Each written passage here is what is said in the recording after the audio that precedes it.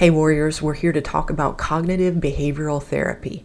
Now, these two are combined because they share the goal of trying to help a client improve their thoughts and their actions. Now, they do that because they say that the only way that you can lead to a more fruitful and successful life is by modifying your self-defeating thoughts and behavior patterns. This is the way to solve his or her own problems. So, the aim of these therapies is to eliminate troubling emotions or behaviors rather than to help the client gain the insights into the underlying unconscious motives like a psychoanalyst would or the humanist therapist would. The aim of cognitive therapy is to help people learn to think about their problems in a more productive way. Cognitive psychologists focus on the beliefs, the attitudes, and the thought processes that create and compound a client's problems. They believe that some people develop ways of thinking that are illogical. They're based on faulty assumptions, things that just aren't true. And such ways of thinking can lead to emotional and behavioral problems. Example, a negative thought might be, I never do anything right. The world is against me. If I don't succeed, I'm a failure. These can cause anxiety and depression. So CBT therapists are going to help change the ways of thinking by showing that the client that their thinking is the problem. The thinking and the faulty assumptions are illogical. They're just not true. So they try to help people develop more realistic and logical ways of thinking.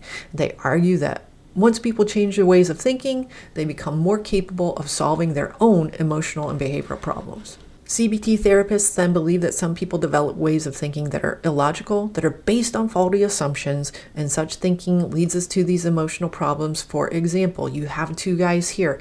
They were both cut from the football team. Now, the guy on the right says, I'm a failure, I'm no good, I'm never going to succeed, I might as well not even try. And he quits, he doesn't go out the next year. Whereas the guy on the left, without the faulty assumptions, says, I didn't work hard enough. I only gave a little bit. I need to work a little bit harder.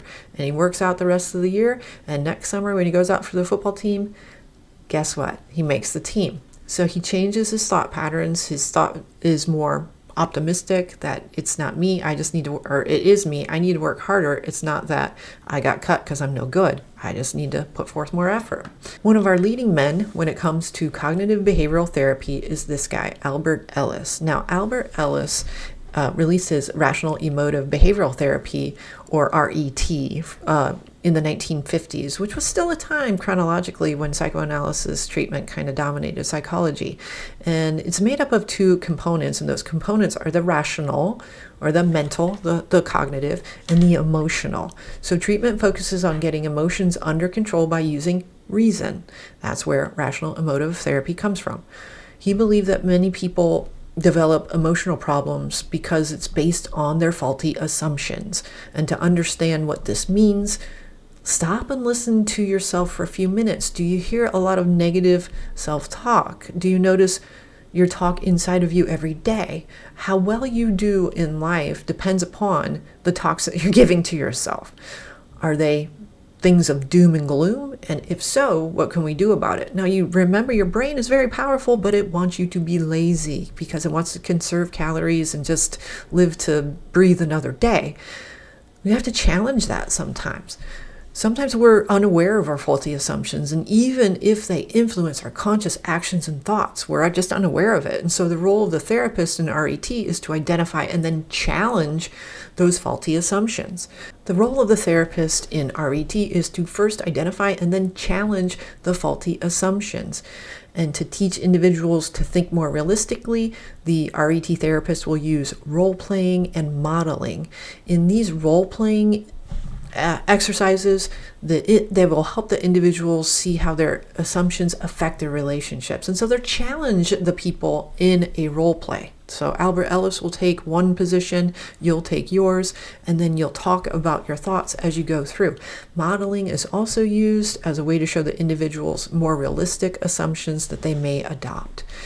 RET challenges. It is sometimes called confrontational therapy because it does challenge our thoughts. I'll share more with you about that on class, but let me show you one more thing with Albert Ellis. All right, he used this model, the ABC of CBT. And the A, if you think of the A as the activating events, that's the thing that causes our thinking, right? The faulty assumption. So the world, other people, personal experiences, our histories, the way that we see the world on an everyday basis. And if we're talking to ourselves about the world seeing us as out to get us, then that may influence our beliefs, our thoughts, our attitudes, our roles, our demands, our meanings.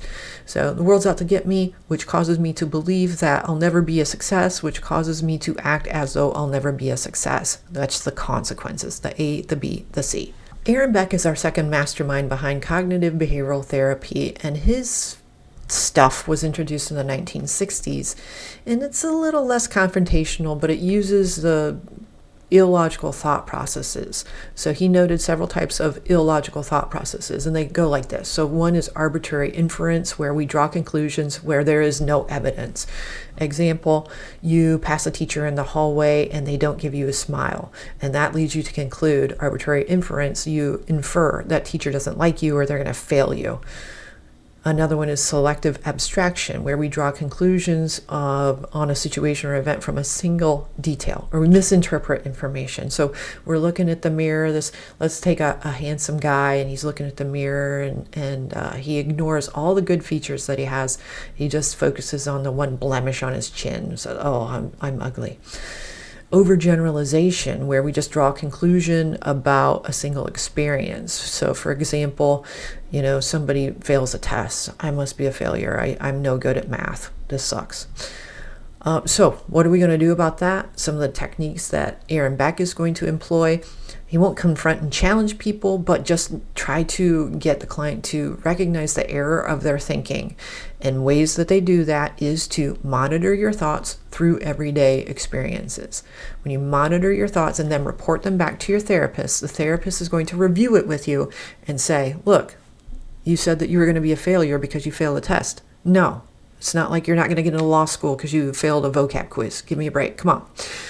Now, Aaron Beck, again, is illogical thought processes. So here is kind of a cognitive triad, a model of negative thought processes. When we start from the top with the world, if we have a negative view of the world, this causes us to have negative views about ourselves and a negative view of the future. And so if we can change those negatives into positives by working through with a therapist, it's a win-win, right? Does cognitive behavioral therapy work? Yes. It does work, and it is less intense than working with a psychoanalyst because they're going to be over a long period of time. This one can be done in 6 months, 15 to 25 weeks, arbitrary numbers. I don't know how long it's going to take, but yes, it does work. You think about your thoughts, and then you adjust your thoughts to match your behavior, and you're going to get better. So this is especially useful for treating depression, for treating anxiety, even major depression. If it's combined with biomedical therapy, then it can help major depression too. It's even been effective with people with personality disorders, which are more difficult to treat. But we're not going to use it with, again, schizophrenia, because the thinking is what's causing the issues. And if they're having psychotic breaks with reality, and reality is not based on cognitive thoughts that's logical, then no, we're not going to use it. However, it can work for anxiety, depression. So yeah, good for cognitive behavioral therapy.